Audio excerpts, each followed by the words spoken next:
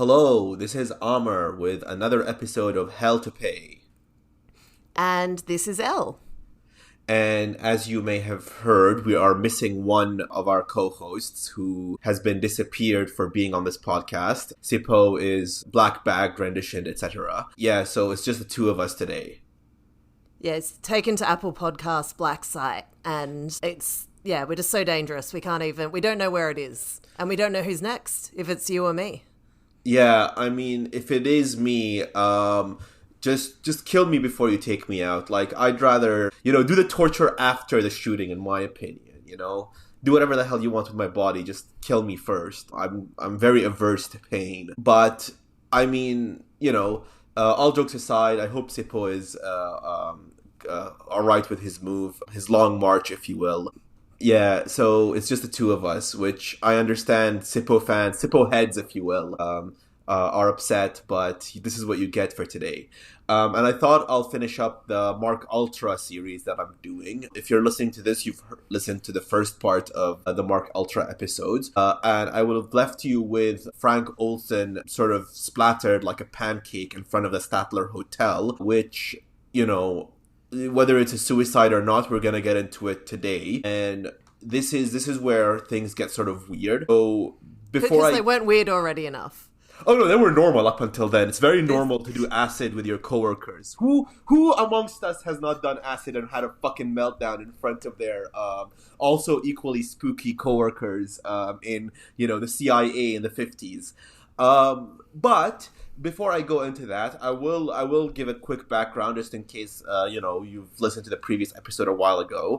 If you haven't heard the episode, or if you've listened a while ago, Frank Olson was a researcher who worked with the CIA.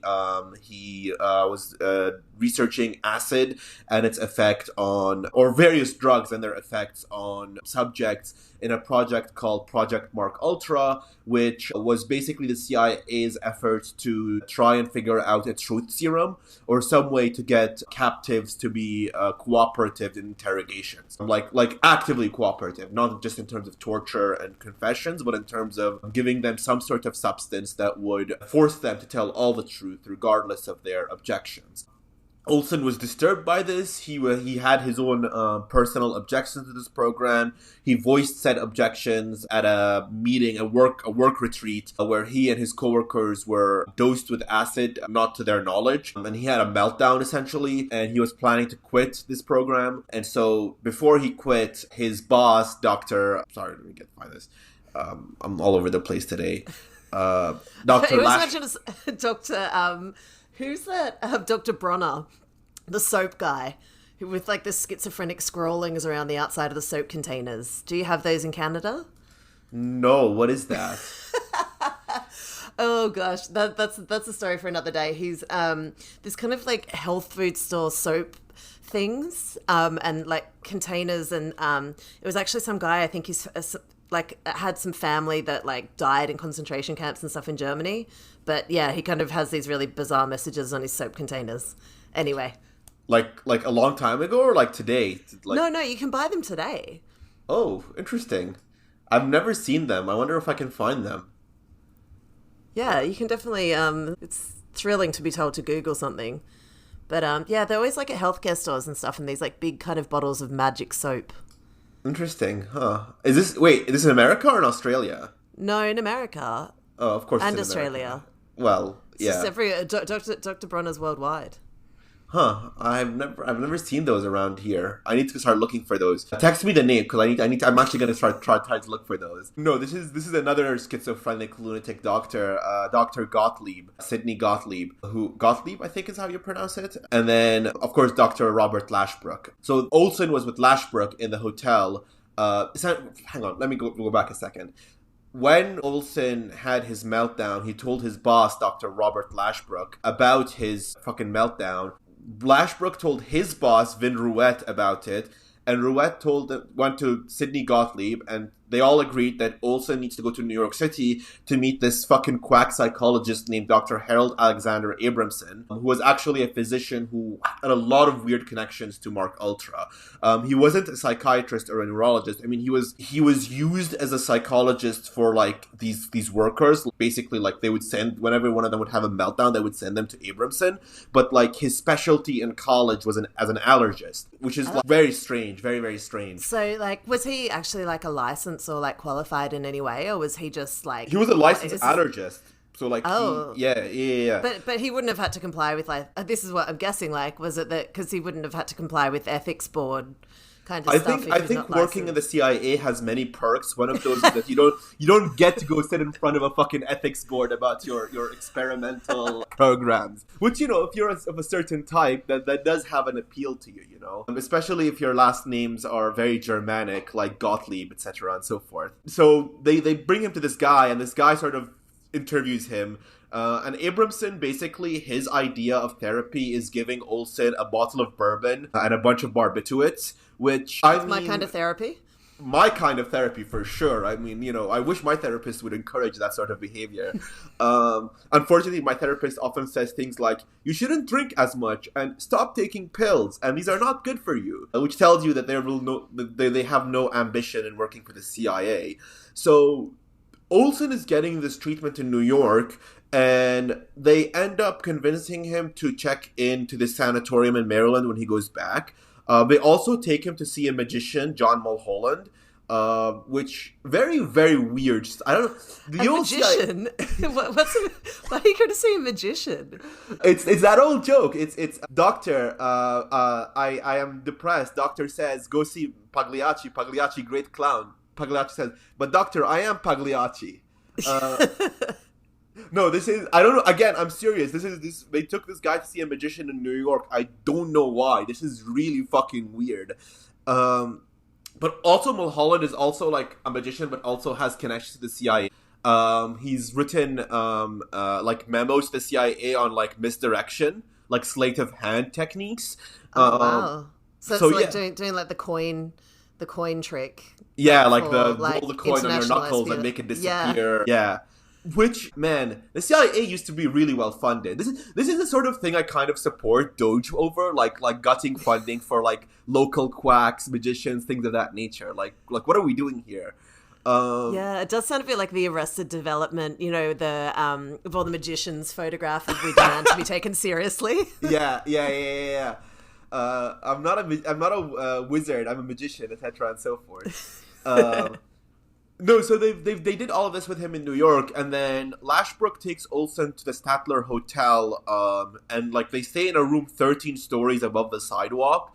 And Saturday morning, November 28th, 1953, Olson takes a tumble and goes from room 1018A to the pavement and ends up splattering himself all over the place. He's sort of like, he's alive for a few seconds before he dies, and sort of, God. Yeah, which, man, I can't imagine what that sensation is like, those few seconds before he dies. Jesus fucking Christ. And apparently he mumbles a few words to the building manager, Armand Pastore, who sort of like runs out, sees Olson, tries to talk to him, and he mumbles a few words before dying. Pastore goes in and checks the switchboard operator. Like, this was back when the switchboard operators was like old ladies who would like plug the wires physically into like where you would be connected. And apparently there was an outgoing call from that room that day, and the outgoing call happened like minutes before the splattering, and it said, or minutes after the splattering rather. An outgoing call minutes after the splattering. The first speaker says, well, he's gone. The second replies, that's too bad, before hanging up the phone. And that's where I believe I left off the first episode. So this is the scenario that we're in. And, you know, now we know from like revealed archives, etc., that the first speaker was Robert Lashbrook from inside the room. And the second was Dr. Harold Abramson, the quack allergist who's the in-house psychologist for this team. And where was the magician? Do we know the whereabouts of the magician? Not in this scene, but I feel like, you know, if your coworker died, you would at least try to bring the magician to revive them, you know? maybe pull a little Yeah. like trick out of the hat, etc., and so forth. Well, or maybe it was the ultimate sleight of hand trick.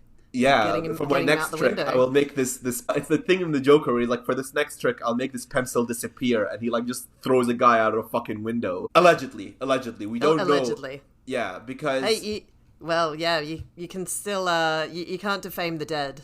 well, that, and I don't want the CIA to come after me either, legally and otherwise. I think you've been probably on some sort of list since September 2001. Yeah. Well, so Lashbrook is in the room, and after this, the police show up, obviously, because that's what they do when a body is found on the sidewalk. And the NYPD go up to the room, and they find Lashbrook sitting on the toilet, presumably clothed. It doesn't say that he's unclothed. I assume he's, like, sitting on the toilet with the lid down. Like, that's what my head imagines, because it would be very awkward if he was actually using the toilet. Also, if he was using the toilet sitting down to do a number one, that is very pussy behavior. That is very CIA pussy behavior. You need to stand one. Very, very. Yeah, very beta. Well, so the NYPD show up and they talk to him, and he says that his explanation is that he woke up when he heard the glass break and Olson was gone. They take him to the 14th precinct, where he tells them that Olson is an army bacteriologist suffering from a mental health crisis. And his explanation is like, well, he probably jumped out of the window. And he also tells the cops that this ordeal must be kept, like, secret because it's classified. It's a matter of national security. Which you just know that, like, the type of hogs that become, like, local NYPD cops would love to be told they're part of a national security operation. This is the thing they love for. Absolutely. This is like the Punisher logo guys. I mean, back then, whatever the equivalent is back then. Yeah, and they just start using all, like, the made-up code words, and, we have a kinetic situation at the Statler Hotel. Please respond. That sort of thing, Yeah. So, this Armand Pastore, the manager, the night manager, he reports later on in his interview that a lot of things didn't make up sense to him. For example, he jumped out of a closed window. Like this guy didn't open the window and jump. There was, like, the window shattered. There was glass everywhere, both in the room and on the sidewalk. And the short phone call is, like, very weird to Pastore because, like, there was just no reaction. It felt expected. It didn't feel shocked or surprised or anything. That Saturday morning, Vin Rouet, the colonel in charge of the program, drives to the Olson home in Maryland and tells them that there's been an accident. He tells them that Frank either fell or jumped out of a window in New York, which you'd imagine if you're telling the family, you would stick to one story immediately. It's all very, very vague. The family are told not to open Frank's casket. The body was apparently very disfigured from the fall. And after the death, Vin Rouet would apparently always visit the family and check in on them and have martinis with Alice, which, the immediate suspicion is he's trying to, like, get in, which respect. But I always respect a man who has a plan, a man who's in for the rebound. Right. I mean, yeah, back then, life as a widow, you had to sort of get straight back on the carousel. Yeah, especially if you have kids, I imagine. And I don't know, I have this, like, the classic, like, mid-Atlantic accents with all of them. So, like, I can imagine him showing up and being like, give me a martini, Alice. Say, that's a queer thing happening in New York, isn't it? This is my really bad mid-Atlantic accent, by the way. Yeah, I mean, the immediate, that would be my immediate assumption, but I feel like there's a deeper sort of undergoing, which is, I assume that he was checking in also to see if Frank Olson said anything to Alice or the kids before he died, like, just to make sure that, like, the kids don't know what Mark Ultra was, essentially. Because I feel like it's one of those things where, like, if you work for the CIA, you never really quit. If you work for any other intelligence agency, like, there's no leaving the agency. Even after you leave, like, people are keeping tabs on you to make sure you don't squeal or anything. Yeah, it's proper Hotel California. Yeah, exactly. So, apparently the family sort of tried to move on. And they're like, okay, this is an accident, whatever. Until the Rockefeller report comes out. Now, I don't know if you know enough about the Rockefeller report. It was... that great benevolent family and institution, sure.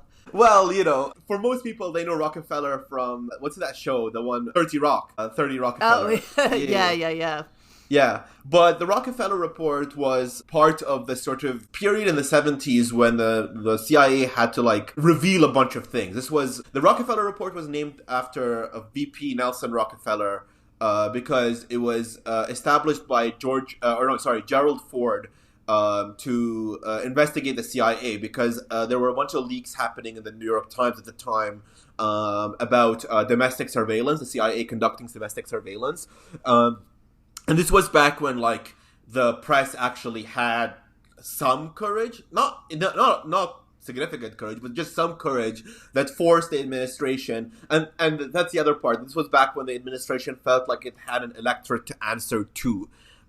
So, they had the Church Commission, named after Frank Church, and the Rockefeller Commission, named after Nelson Rockefeller, and it was basically investigating the CIA's domestic projects because we all love rules, and one of the rules was always that the CIA was not allowed to do domestic stuff. They were meant to be just for foreign affairs. The FBI was allowed to do domestic stuff. And, it does remind me of, like, what's happening today with, like, the renditions and so on. Like, the classic liberal response to things of this, like, the horrific nature of these things is always, like, well, it's not legal. It's a legal argument, not a moral argument, which is always dangerous because if you start doing the legal argument, there's always wiggle room. There's always a way to justify the unjustifiable, which is, basically in this case, it's like the CIA shouldn't be doing domestic surveillance. It should be the FBI. Whereas the real question should always be, no one should be allowed to do domestic surveillance. Like, what are you talking about? Yeah, well, Hoover had just died as well by the time when they were doing this report. And I think that there was obviously a power struggle going on between the agencies. Oh, yeah. This is a classic, like, a fiefdom struggle between two competing organs for funding, attention, etc. But this also, people don't realize that, like, a lot of that stuff that came out, it was the family jewels, hiding the family jewels and, like, just revealing enough to satiate the public, satiate the commissions in particular, and obscuring others. So one of the things they've revealed was Mark Ultra. And one of the things that, because Cy Hirsch was like digging into this at the time, and I'll get to that later, but essentially go back a bit. The Rockefeller Commission, after the leaks to the New York Times about domestic surveillance, it was officially called the U.S. President's Commission on CIA Activities within the United States. It was investigated all CIA activities on U.S. soil, essentially worried about the CIA going rogue. And at this point, like, the U.S. public has been wary of the CIA for a while because Cy Hirsch is reporting with the My Lai massacre. But one of the things that the commission did reveal, the Rockefeller report, was Mark Ultra. Mark Ultra was declassified, or at least mostly declassified. There's still some classified information. But the Rockefeller report says that this army scientists team was, researching drugs to give to subjects to test their cooperation, that a certain army scientist was unwittingly or like without his consent given LSD, and that he died by suicide in New York. The Olsons read the report and realize that it's Frank, but the commission had never reached out to the Olsons, even though they're talking about Frank, essentially. The family reach out to Vin Rouet, and he confirms that the man in the report is Frank Olson. So the Olsons end up reaching out to Cy Hirsch to look into the case, especially Eric, the eldest son of Frank. He asks Hirsch about it, and Hirsch apparently, in his sort of classic gruff, way, was apparently shocked that the family accepted the official explanation back in 1953. He's like, what the fuck are you guys talking about? Of course this was a cover-up. Which, classic Hirsch. The man is paranoid, but for good reason. I'll give him that, Yeah, what's the expression? Just because I'm paranoid doesn't mean people aren't trying to kill me. Exactly. And if you're Cy Hirsch and you've covered this for, like, decades, like, you've earned the right to be paranoid at every single thing the government does. I mean, you're fucking Cy Hirsch. So apparently, once Cy Hirsch gets involved with Mark Ultra, the U.S. government starts freaking out because they're worried about, like, this just becoming a meltdown. So they reach out to the Olsons to apologize, and they also, like, are trying to bury future information and possible lawsuits. So Gerald Ford rings the Olsons up and sort of apologizes, sort of like, we're sorry this happened, etc. And funnily enough, Ford staffers the after the Halloween massacre and all of that. This is back when Dick Cheney and Rumsfeld were being empowered under the Ford administration. Yeah, I was about to say, because Cheney was his chief of staff, wasn't he? Yes, yeah. It's so funny how these names come and go. It's like this weird like carousel of like the same figures showing up over and over in American history, just to my gosh, do evil, you know. I'm writing a book on the Moonies, as you know, and just the like you said, just the small carousel of the same people that pop up over and over again. Like, you know, young Rudy Giuliani is the DA that's looking into all of these, you know, looking into Moon's tax fraud pardon and things like that. So yeah, it is a really like obscenely small coterie of people. Yeah, I mean, I oscillate between like, is it just specific individuals that are like showing up over and over again? And therefore, does that mean that there are specific individuals that are the enemy? Or like the alternative theory that like I usually like lean towards is that like these people are a limited number of people, but like if they weren't there, there would be someone exactly like them doing what they're doing. It just so happened that these are the people because that's how they like, it's a combination of random chance and like how power operates. You know what I mean? Oh, yeah, I'm with you on that. And I think as well, it's just sometimes to get to those positions, you have to be the most ambitious, ruthless motherfucker. And, you know, have just crawled over the bodies of how many other people before you, and you're not relinquishing that power once you've got it. Yeah, exactly. Have you ever watched the movie Vice? Yes, but not for yonks. Yeah, I mean, I do enjoy. It's one of my favorite Christian Bale movies, just because like he gains like 100 pounds to play old Dick Cheney. But one of my favorite scenes in that movie is when Cheney basically fires or like calls Rumsfeld to tell him that he's being fucked off under the Bush administration, and like Cheney says, "I'm sorry, Donald," and Donald's like, "No, you're not, because I would have done the exact same thing in your position. Like, basically, I would have buried, like when things go south, I would look for a scapegoat and bury them. Like, that's how it works." And it is awesome. Absolutely. Because I think it was Steve Carell as Rumsfeld and Christian Bale as Cheney, and it's really fucking awesome. Yeah, it is a great movie. I've been meaning to rewatch it, actually. It was it's on my list. You should watch it. It is really good. They have yeah.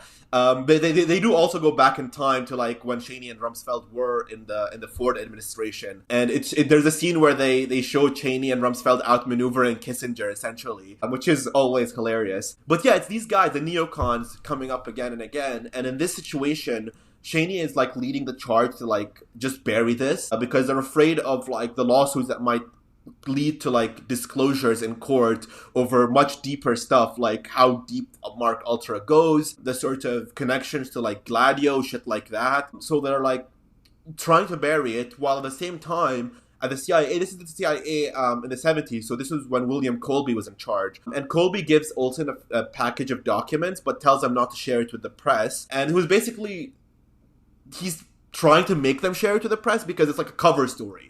It's like just a very like, listen, look, this is what happened. It's a suicide. We don't know what happened. It's sad. Whatever. Just go away. Shut up. And also, the government ends up offering them $1.25 million. That's later reduced to $750,000 by the courts. But the condition is that the Olsons shouldn't sue the government. It's basically like the equivalent of an NDA. Like, if we give you this money, shut up and go away. Yeah, I love that the whole thing has kind of been like a bit of a sorry to anyone that we offended. Yeah, exactly. It's not sorry I offended you. It's sorry you're offended. Yeah, and it's just like, yeah, the classic non-apology apology. Yeah, I don't know. But yeah, obviously, like you said, that there's so much more there, and it's just a like, shut up, fuck off, and go away. Yeah. And apparently the Federal Tort Claim Act, it stipulates that you can only sue the government for accidental death, not intentional. So if the government deems it legal to murder you, you can't sue them for murdering you. Only if the death that they cause is accidental, which is one of the funniest parts of that. That's wonderful. Yeah, just as a side note there. At least that's how I understand it. If there's lawyers listening, please correct me, message me, and tell me that I'm wrong. I do love being yelled at. I am a pig in that sense. And we're also just at any point just very keen for lawyers to act pro bono for us, because yes, yeah, I'm sure we will definitely need them at some point. Yeah, especially if we sing a certain song about a certain South African community. Did I tell you someone contacted me on social media after that episode, a South African, and said, please don't sing the song? Why not? I want to know. Can you tell us why not? Is it illegal to sing the song? No, you can definitely sing the song. I guess it's just like, I don't know, almost it's like, just don't, like, you know, if you're a white person singing rap music, it's like, just don't say the N-word. Yeah, fair enough. Basically they give him $750,000, which when I was researching for this episode, I was thinking, I'm like, if someone kills a family member of mine, $750,000 in like 1975 money, would that shut me up? And then I made a list of family members, and I'm like, for distant cousins, I would take that money. I wouldn't take it from my parents or siblings. I don't have any siblings, but like hypothetical siblings. But like first cousins onwards, I would take $750K in 1975 money. What is that, like 10 million or something in today's money? Probably, yeah. It would be enough to buy you a house back then, so something like that, yeah. Why not? Especially my annoying cousins. Why not? Fuck off. Yeah. I'm probably not publicly gonna say the prices that I'd have of various family members' heads, but you know, I think that kind of money, you know, I guess 10 mil is, you'd start a conversation. Yeah, it would be a starting figure. It would be a starting figure for negotiations. Yeah. So apparently, okay, this is where things also get really fucking weird. There was disagreement within the Olsons over taking the money or not, but they end up taking the money to like sign the agreement and resolve all claims. But then in 1978, Eric's sister, Eric is the eldest Olson kid, Lisa is the younger sister. She was pregnant, and she also had another kid, Jonathan. Her husband, their kid, they were taking a small plane up to New York to see a lumber mill they wanted to invest in. And the plane crashes and they all die. Now, it could just be an accident. I'm not saying it's not it could just be an accident. Planes crash all the time. But planes also happen to be one of the vehicles for assassinating people it is one of the most, like, easy ways to knock someone out. I'm not saying anything happened. All I'm saying is, you know, Prigozhin. I was about to say the Prigozhin that just, like, you can see, like, the missile kind of go up in the sky or whatever. Or the Lin Biao or Camilo Cienfuegos. Like, you know, there's just a history of these things happen, which is what I've always said, by the way, that if I was ever, like, in a position either of power or, like, you know, I knew something or whatever it is, I would never travel by plane. I would travel by armored train, like fucking Trotsky in 1919. Just, like, anywhere I would go... Sorry, go ahead. Absolutely. The car accident, plane accident are just the two OGs. Or even, like, the old fell off the back of the boat. Yeah. The Robert Maxwell. Oh, yeah. This is why I would only travel by armored train and submarine. And I know submarines are dangerous too, but, like, I don't know. The boats, the Maxwell thing fucking is insane. All the times the plane crashes are insane. Like, I don't know. I don't trust that stuff. Don't put me in a plane. Or if I traveled on planes, I would travel with like 10 decoy planes. So like, it would just be like, which plane would you plant the bomb in? We don't know. You'll have to like guess. Or you just do the thing of, like, just make yourself such a visible target. So you'd be like the neighborhood crank that rides around on a unicycle. Yeah, but I mean, what's his name did that, Navalny, and he was still whacked in prison. He was arrested and then whacked, you know? Yeah, I guess, but that's, Kadyrov just sort of didn't get the memo. Yeah. That's you just kind of kept, like, they had the whole plan laid down and then they forgot that they had this absolute moron child in the room with them. That's the problem. There's always someone who's either stupider or more insane than you that is willing to, like, take a go at you. That's always a problem in these worlds, and, like, you know, the intelligence world. So, you know, Lisa dies with her family. In 1984, the Olsen family, like, tries to dig up some more information. I guess they were just, like, unsettled by all of this. They talked to the the manager at the time of the Sattler Hotel, who tells him the same thing he's told everyone, which is that the strange phone call and that the window was closed. Robert Lashbrook, when they confront him, tells them that Sidney Gottlieb was in New York, who's one of his bosses, but the CIA files that they were given, that they were told not to share with the press by William Colby, says that Gottlieb was not in New York. So, that's one contradiction right there. And this is all like, this is like 20 years ago at this point, or 30 years ago, because this was in 53, but like there's still weird inconsistencies that keep coming up and up again. Lashbrook apparently said that he took Olson to his apartment when they were in Washington, and that Olson was acting very strange and like weird and depressed and so on, but also the files did not corroborate that. The CIA files did not corroborate that Olson was strange. And then, the family go back to Vin Rouette and ask him if he ever considered Olson as a security risk. And Vin says no. But the thing is, if Olson was acting as strange and psychotic as he would be a security risk because, he knew information and he was unstable. Wouldn't he be a security risk? Like, what are you talking about? And it just touched the face of God with that acid dose. Exactly. Like you would, like it does feel like Vin Rouette was just like trying to assuage the family. He's like, no, Frank is a friend. He would never tell the Russians anything or whatever. And it's like, no, he would be a security risk if you guys are saying that he was like gone off the deep end after a dose of acid. And yeah, it's just all like, all these people are like giving contradictory information. The Olsons apparently also arranged for a meeting with Sidney Gottlieb, but at that point he has just retired and become a hippie on a farm and basically just was like, I don't remember anything. I don't want to talk about this. He's like Don Draper, seeing the coke ad at the end, just sitting there smiling. Yeah. Essentially, yeah. It is interesting how like the only way we can get out of that world is to like just disappear, just become like a fucking hippie recluse. Otherwise, you'll probably get whacked by someone. It feels like such a depressing world to live in. I don't understand like why people would want to work in that environment. I guess the money is good, I suppose.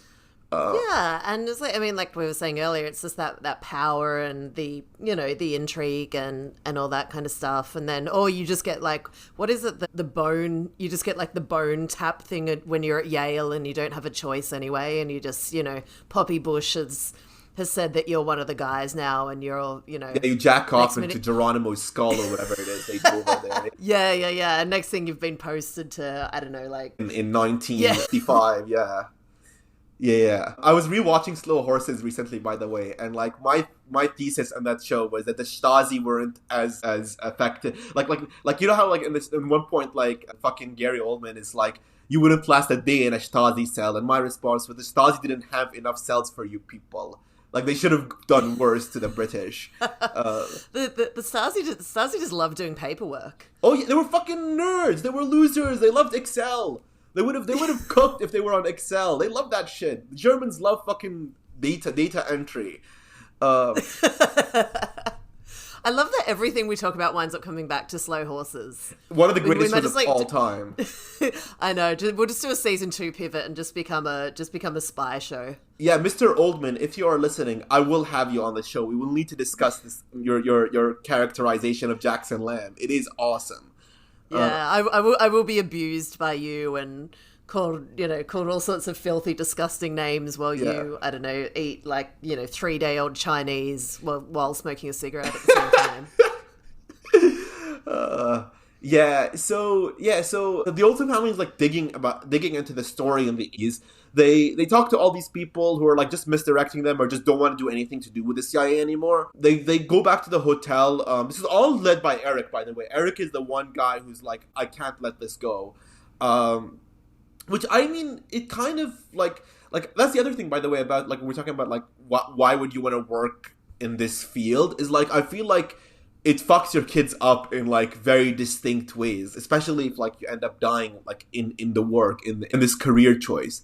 I mean, not anymore. I have just recently been in something that I'm working on for my book on the Moonies. Been reading some stuff from a former CIA agent and his kid who wrote a book about him, and just these kids just constantly being like shoved around the world, ferried around. Then there'd be like a drama, you know, in whatever country they're in, and it's, you know, middle of the night, limousines here, you and your mother will have to go to the airport now, and just, you know, and obviously the kids would never really be able to be told much, and I mean, nor the wife really, and just, yeah, it just basically completely fucked up all these families.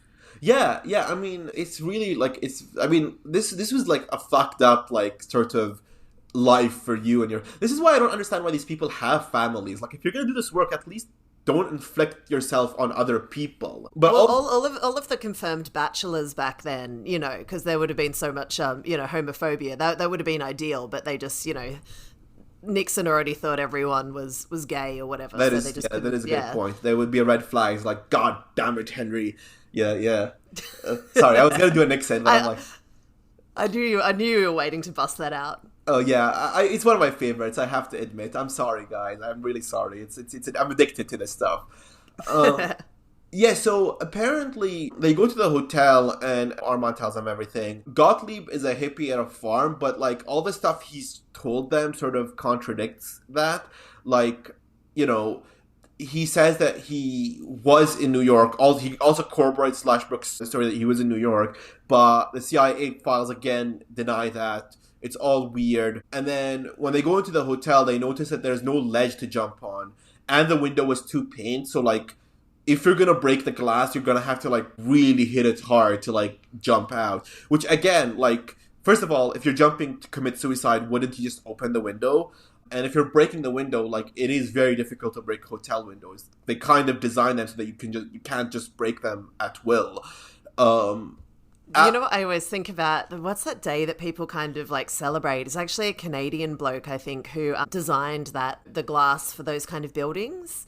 It was meant to be secure, and he was like showing a group of like students or like new staff or something at the company, like how he was saying, you know, how great this glass is, and he said, you know, I'll show you, and run up and leapt and just went right through the glass and Jesus died. Christ. Oh my God. And it's like one of those like Wikipedia pages that people, you know, discover, and yeah, there's like a date, like people not celebrate but kind of commemorate. Just I've never heard of Homer this before. Simpson Yeah, so sorry, I've just looked it up quickly. His name's Gary Hoy, and yeah, the Wikipedia page is the death of Gary Hoy. Yeah, from so he was in Toronto, and yeah, he's trying to attempt to prove to a group of prospective students that the windows, that the building's glass windows were unbreakable, and threw himself against the glass. I'm reading the Wikipedia, and I will correct you. The glass did not break, but the window frame gave way. So technically, he was right. The glass was unbreakable. Okay. I know. Sorry, I fell apart laughing because I remembered that was the funniest thing. But it is just the most Homer Simpson-ass ending to your life. He was right. He died being right, which is the greatest way to die, is to die in an argument being right. Also, for all Toronto listeners, death. This is the TD Center Towers, by the way, the TD Towers in downtown. Yeah, which, like, I wish I could go up there and like look at the windows. I wonder if they have a fucking little like enclosure or some sort of commemoration. I doubt it. Oh, but yeah. There's like, you know, like a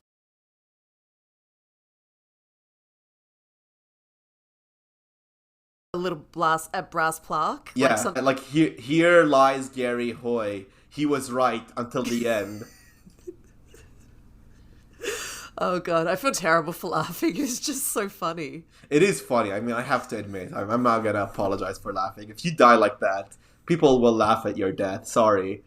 Well, I just apologize, but yeah. Yeah, so Alice Olson, Frank's wife, dies in 1993. Her remaining sons, Eric and Nils, want to move Frank and bury him closer to Alice, because at that point he was buried in New York. So when they move his body, they order another autopsy, and this is where things get insane. The second autopsy finds no evidence that Frank Olson, went through a glass window, and the body had no cuts or abrasions. There's evidence that there was blunt trauma to the head above one of the eyes, and significant injury to the chest. Most of the forensic team concluded that these injuries were sustained before the fall, except one member of the team.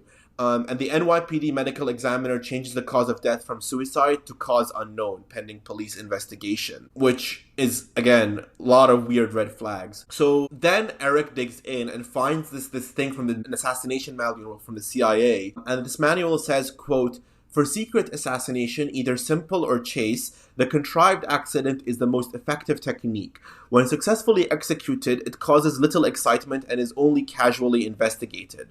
The most effective accident is simple assassination, is a fall of 75 feet or more onto a hard surface. Elevator shafts, stairwells, unscreened windows, and bridges will serve. Bridges falling into water are not reliable. In simple cases, a private meeting with the subject may be arranged at a properly cased location.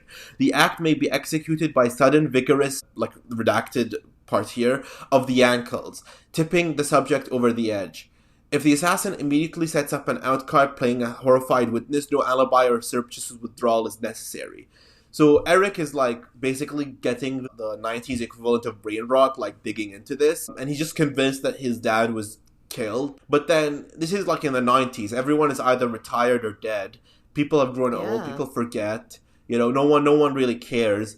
In 2002, the Olson family reburies Frank's remains and gives a press conference saying that he didn't die of drugs or of suicide, but because he had classified information and he was morally opposed to the activities of the CIA and the army.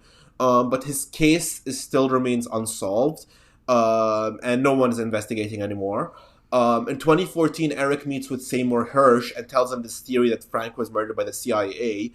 And apparently Hersh calls around, reaches to his sources. And one source that Hersh has worked with for a long time and trusts tells him that, confirms the story that Olson was murdered by the CIA and his body was thrown out after the fact. But apparently it's because Olson was upset and he was planning to disclose the secrets he knew. But Hersh says that he can't publish the story because no other sources were corroborating this one source, and he didn't want to expose his source. Which, again, is classic Hersh, I know it, but I won't expose my sources. Which is also I respect that. I genuinely respect that with Hersh.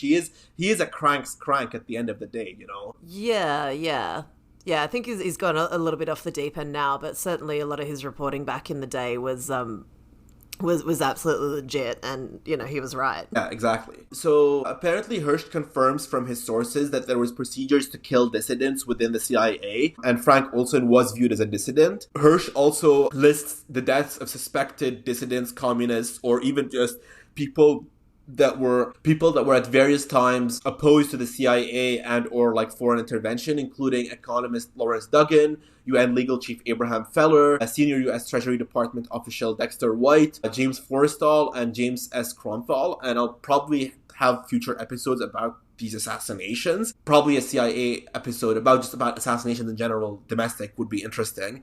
Absolutely.